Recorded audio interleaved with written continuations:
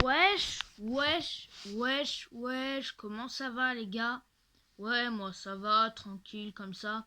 Bon voilà, vous voyez, c'est une nouvelle coupe de cheveux, vous en foutez peut-être un peu. Alors, je vais vous faire une dédicace, allez, Raphaël Duberry, allez vous abonner tous à Raphaël Duberry là. Ouais, je vais aussi faire des dédicaces sur TikTok, Snap et Instagram quand j'aurai Instagram aussi. Non, parce que c'est chiant et tout. Ça te demande des codes et tout. Après, vous voulez créer un compte, enfin bon, bref. Dès que j'aurai enfin réussi à installer cette merde, voilà, je vous le dirai.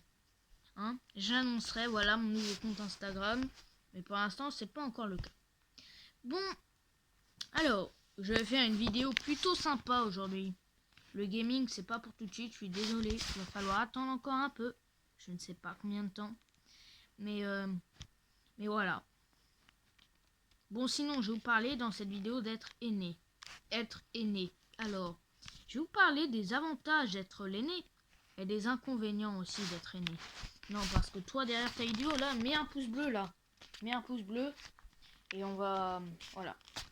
Donc, déjà, être aîné, il y a des avantages, il y a des inconvénients. On va commencer par les inconvénients. Aîné, être inconvénient. Alors, être aîné comme inconvénient, déjà, c'est que, déjà, eh bien, pour des jeux vidéo ou des trucs comme ça, qui sont pas de ton âge, tu dois attendre. Par contre, quand c'est ton petit frère ou ta petite soeur, là, le cadet, le Benjamin, là, et là, il peut y jouer à son jeu. Pourquoi? Parce que l'aîné à l'âge, enfin, d'y jouer. Et bah ouais, par exemple, je sais pas moi, par exemple, les jeux en général, tu vois, c'est non, LBX n'est pas de ton âge, tu vois. Et t'as pas de grand frère qui y joue, donc du coup je peux pas y jouer, wesh. Et tout. Bon, après j'ai quand même des jeux vidéo qui sont pas de mon âge, je vous rassure, mais c'est en général, que ce soit des films, des livres, des trucs comme ça. Quand t'es l'aîné, t'as pas de grands frères qui sont plus grands que toi, donc du coup tu peux pas jouer ou faire des trucs plus grands parce que t'as pas le grand frère en fait, d'une manière en générale. Tes parents généralement, bah vu que t'es le grand frère, ils veulent que t'attendes l'âge normal pour y commencer à faire quelque chose. Alors ton petit frère, lui, ah bah lui, il se fait pas chier, hein.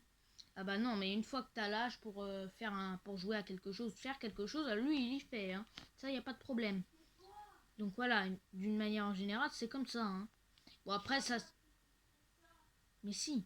Bon en tout cas voilà, dans être aîné déjà, voilà. Ensuite, il y a d'autres inconvénients, c'est que c'est toi qui prends le tarif maximal, mon gars.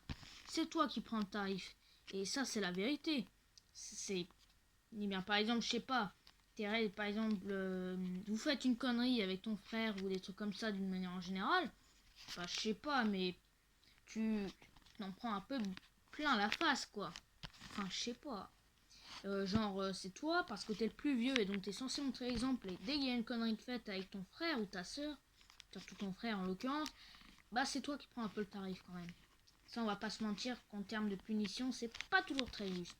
Même en étant quelqu'un de sage, un ado sage, quand même. Quand même. Euh, Ensuite, ben voilà, ça c'est.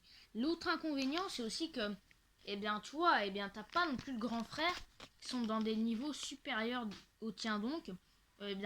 Quand t'es dans un niveau, quand t'es l'aîné, c'est toi qui es dans le niveau supérieur des autres, de tes frères et sœurs et tout. Et il n'y a pas de grand frère ou de grande sœur qui va te dire, voilà, j'ai fait, par exemple, je sais pas, prenons l'exemple d'un élève de 5e. Par exemple, s'il a un grand frère, une grande sœur qui est en seconde, on pourra dire, ouais, la 5e, il faut faire ci, faire ça, ça. Alors que si l'aîné qui est en 5e, bah, il n'y aura pas de grand frère ou de grande sœur qui lui donnera des indications, en gros. Bon, enfin voilà, quoi, vous m'avez compris. Donc voilà, niveau études, tu dois te débrouiller tout seul. Tu n'as, outre que tes parents, tu n'as pas de grands frères, de grandes sœurs qui peuvent te donner un exemple. T'as que tes parents. Et des fois, avoir des grands frères et des grandes sœurs qui t'aident, c'est pas pour les devoirs, c'est pas la même chose que des parents. On est d'accord, hein. Mais d'une manière générale, c'est comme ça. Bon, après, il y a aussi les avantages à être aîné. Voilà les avantages que je vais citer. Alors déjà, les avantages, c'est que par exemple, eh bien, je sais pas, comment dire, par exemple, quand ton frère il dit un mensonge, et que tes parents ils savent pas si c'est un mensonge ou pas, par exemple, et bien ils disent à l'aîné, c'est vrai ça, c'est-à-dire que ce qu'il a vu, il a bien été en course l'après-midi, c'est vrai ça.